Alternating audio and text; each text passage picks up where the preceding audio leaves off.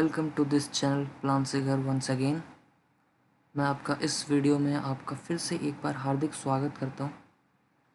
और चूँकि हमारी 4th वीडियो होने वाली है on the classes of AutoCAD, और पहले आपने बहुत अच्छे से इस पर रिस्पांस दिया है। मैं फिर से आप सबका शुक्रगुजार हूँ इस वीडियो में भी। और मैं यही चाहूँगा कि आप धीरे धीरे मुझसे जुड़ते जाएँ, इस चैनल से जुड़ते जाएँ। आपको एम अभी तक पता पड़ गया होगा। अगर आप पहली बार देख रहे हैं तो मैं इस चैनल पे आपको ऑटोकैड सबसे पहले सिखाने वाला हूँ। उसके बाद हम एक पूरा प्रोजेक्ट देखेंगे कि कैसे वर्किंग ड्राइंग्स करी जाती हैं। सिर्फ प्लान नहीं, सिर्फ ड्राफ्टिंग नहीं, टोटल हमको प्रिपेयर होना है चारों जगह से, समझ लीजिए। अभी लास्ट क्लास में हमने जो बात करी थी वो हमने इतनी कमांड्स पे बात कर ली थी, जिसमें यूनिट्स आपको मैंने बता दिया था, डायमेंशन स्टाइल बता दिया था, लाइन बता दिया था, पॉलीलाइन बता दिया, सर्कल, रेक्टेंगल, फिलेट, कॉपी और मूव तक।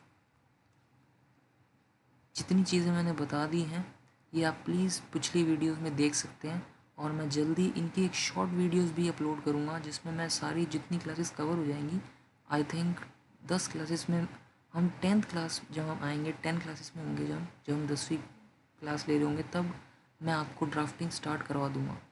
अभी आपको सिर्फ सारी मैं कमांड सारी लेता जा रहा हूँ ताकि आप गो थ्रू हो जाएं बेसिक कमांड से। आज हम 2 कमांड और पढ़ने वाले हैं और उसके बाद हम इसकी भी कुछ प्रैक्टिस करने वाले हैं। है ये इजी, अगर आपने पहली प्रैक्टिस की होगी तो आपको ये इतना हार्ड नहीं लगेगा।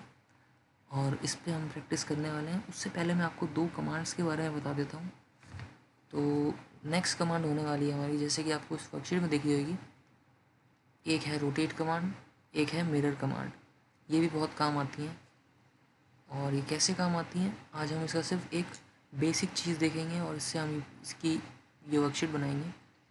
और जैसे जैसे आगे बढ़ते जाएंगे मैं इन कमांड्स को और डीप में लेकर जाऊंगा। लेकिन अभी आपको सिर्फ ओवरव्यू आना चाहिए, क्योंकि अगर एक किसी ड्राफ्टमैन को ओवरव्यू आता है तो वैसे भी सारा ड्राफ्टिंग से रिलेटेड काम कर सकता है।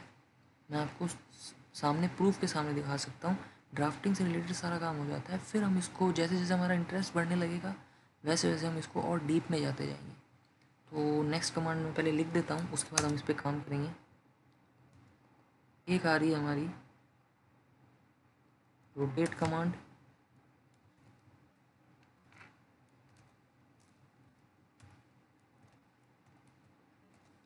रोटेट कमांड होती है जिसका हम सिंबल लेते हैं, वो लेते हैं आरो। मतलब ये इसका सिंबल रहता है रोटेट कमांड का। उसके बाद आती है हमारी आज की बहुत ही इंपॉर्टेंट कमांड है जिसको हम कहते हैं मिरर कमांड। किसी भी चीज़ को मिरर करना हो, कैसे कर रहा हूँ मैं आपको बताऊँगा। मिरर कमांड किया और यहाँ पे हमने रखा उसका जो सिंबल होता है वो मिरर, MI। तो सबसे पहले बिना टाइम वेस्ट किए मैं आपको रोटेट कमांड के बारे में बताता हूँ।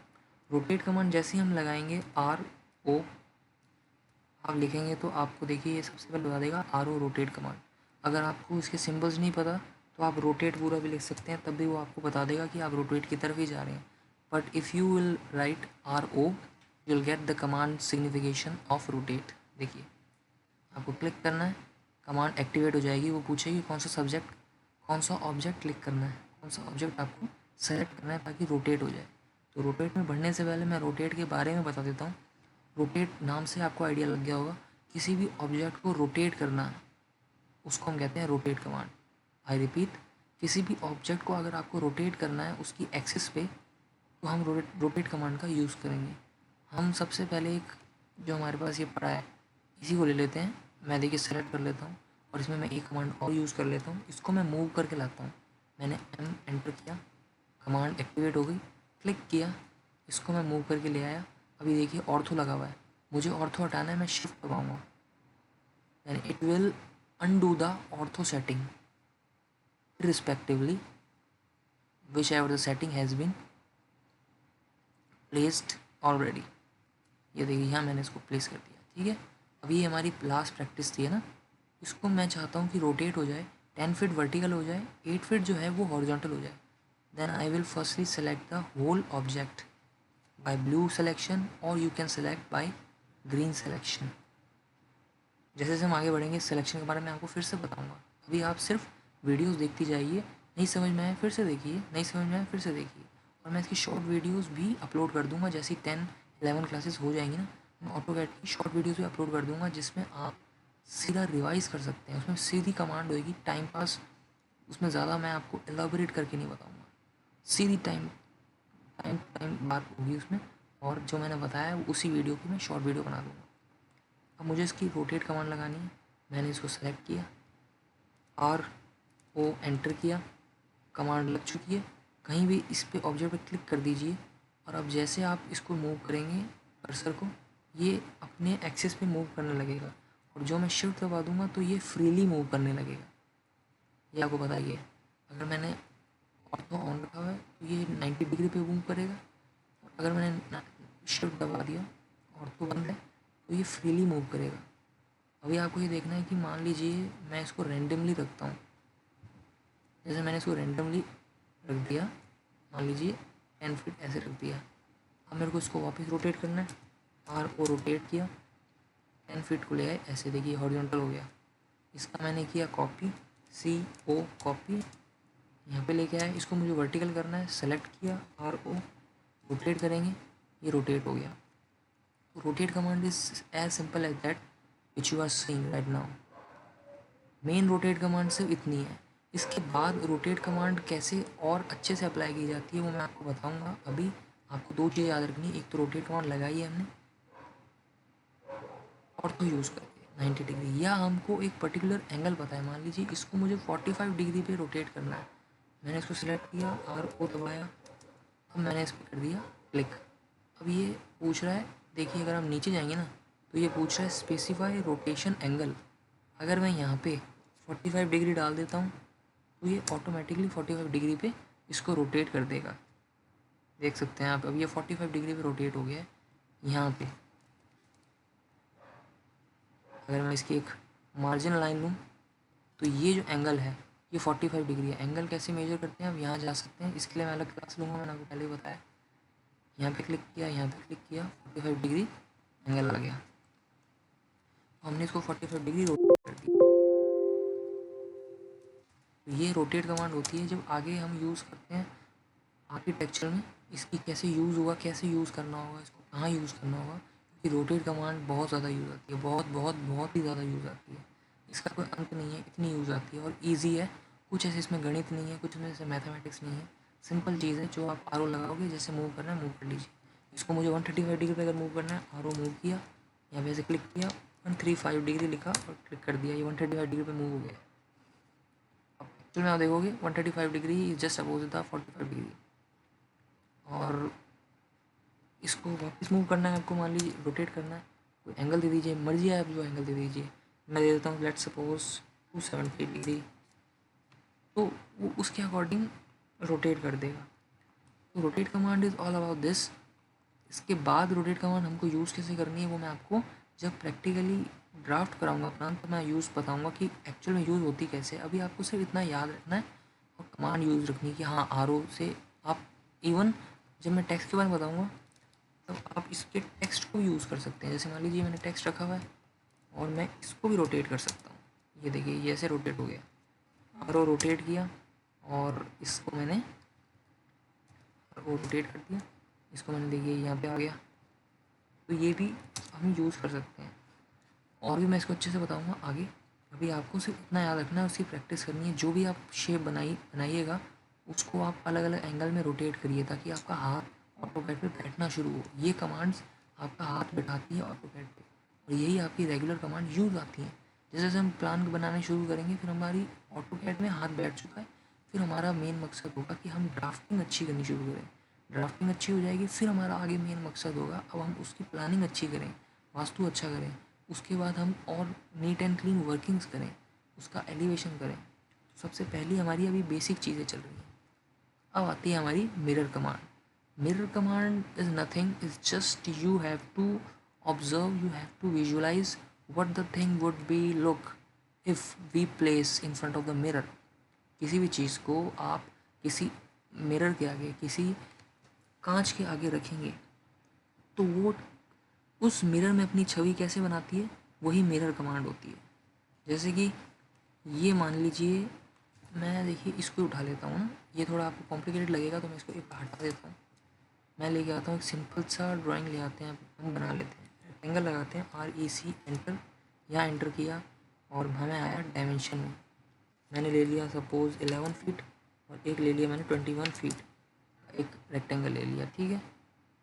और इसको मैंने प्लेस कर दिया, इसको मैंने देखिए रोटेट कर लिया, रोटेट बीच में क्लिक किया, इसको यहाँ पे ले आए।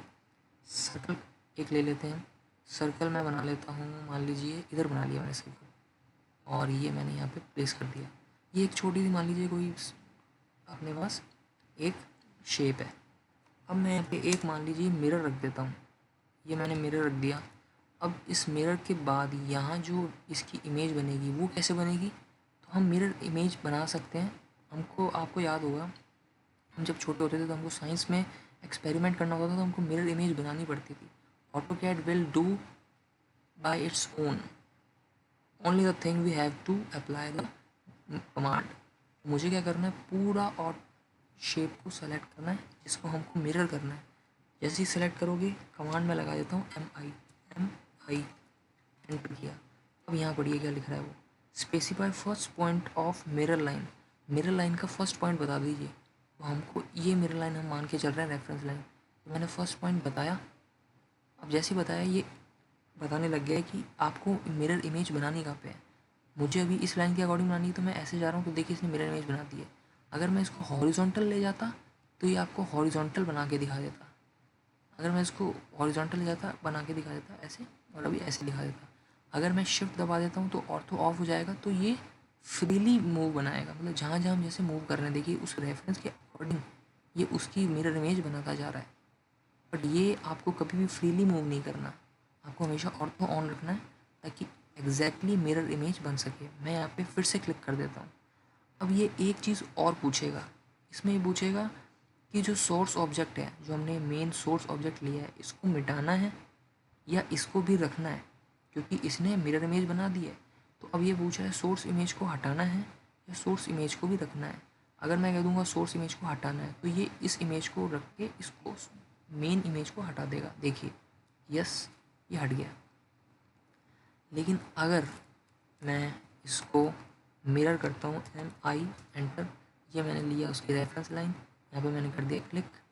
अब वो पूछेगा इमेज को कि मिरर को सोर्स ऑब्जेक्ट को हटाना है या नहीं, मैं लिखूँगा नो। तो उसने मेन ऑब्जेक्ट को भी रखा, उसने सोर्स ऑब्जेक्ट को भी रख दिया, और ये रही हमारी मिरर लाइन। तो mirror line is all about the mirror command is all about the think, it's just a visualization, जिसको आप कह सकते हो कि एक मिरर के सामने एक इमेज कैसे बनती है वो उसने बना दी। आप कुछ भी ले सकते हैं, जैसे कि मैं एक सर्कल और ले लेता हूँ इधर, यहाँ लेके मैंने इधर रख दिया।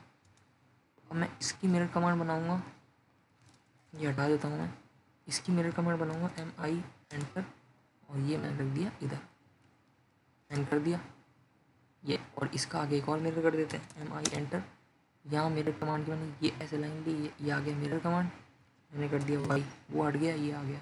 इसको आप सेलेक्ट करके मूव कर सकते हैं, ये मैंने मूव कर दिया। ऐसे करके आप मिरर कमांड यूज़ कर सकते हैं। ये दो कमांड आपको लग रहा होगा बहुत इजी है, अभी मैंने इसका बेसिक बताया जिसमें आप यूज़ टू हो जाओगे। आगे आगे मैं इसको यूज़ करता जाऊँगा, मैं आपको बताता जाऊँगा कि ये ऐसे और अच्छे से कैसे यूज़ होती है। अभी मैंने आपको कॉपी और मूव कमांड में भी आपको यही बताया है कि उसका बेसिक यूज़ कैसे है। हालांकि उसमें एक चीज़ और बहुत इंपॉर्टेंट होती है, जब हम रेफरेंस पॉइंट से कॉपी करते हैं, रेफरेंस पॉइंट से मूव करते हैं, ये चीज़ इतनी बहुत ही 99% यूज़ होती है आर्किटेक्चर में, सिविल इंजीनियरिंग में, इंटीरियर डिज़ाइनिंग में। मैं कहता हूँ हर फील्ड में यूज़ होती है कॉपी और मूव कमांड की, रेफरेंस पॉइंट से हम कैसे कॉपी करते हैं। तो वो भी होता है, वो मैं आपको आगे बताऊँगा जब हम प्लानिंग की ड्राफ्टिंग पे आ जाएंगे। अभी आपको समझ नहीं आएगा तो मैं बताऊँगा अभी नहीं। I will make the thing easy for you, not complicate. तो ये मैं देखिए पूरा हटा देता हूँ। अब ये मैं वर्कशीट आपके लिए लाया हूँ, पहले तो आप इसका एक स्क्रीनशॉट लीजिए, और मैं उम्मीद करता हूँ आपने पहले ही ले लिया होगा। अब मैं आता हूँ वर्कशीट 2 पर, तो इसका भी आप पहले एक स्क्रीनशॉट ले लीजिए प्यारा सा, या इसको आप प्रैक्टिस करने के लिए मैं थोड़ा और जूम कर देता हूँ। ये लीजिए, ये आप देख सकते हैं। इसमें मैं अभी आपको बताऊंगा कैसे कैसे बनानी है। मैं आपको रोटेट कमांड लगा के बताऊंगा। हालांकि ये चीज़ मैंने आपको अभी बता दी है, लेकिन मैं आपको फिर से बता दूंगा। मिरर कमांड कैसे लगानी है मैंने आपको बता दी है। मैं इसका और बता दूंगा एग्जांपल कैसे करना है आपको। तो अभी जस्ट सिर्फ और सिर्फ इसकी प्रैक्टिस करनी है। ये मैं आपके लिए लाया हूँ। ये पुरानी आप अभी ये विंडो है। विंडो कैसे बनेगी, अभी आपको सिर्फ जो डायमेंशन दे रखी है वो बनानी है। मैं आपको 2 बना के दिखाऊंगा, लेकिन जैसे ये वीडियो एंड होगी आपको प्रैक्टिस इसकी खुद से भी करनी है, क्योंकि जब आप इसमें यूज टू हो जाओगे तब जाके हम इसमें आएंगे। ये मैं आपको अभी नहीं बताऊँगा, ये मैं आपको बताऊँगा अगली वीडियो में। जो हम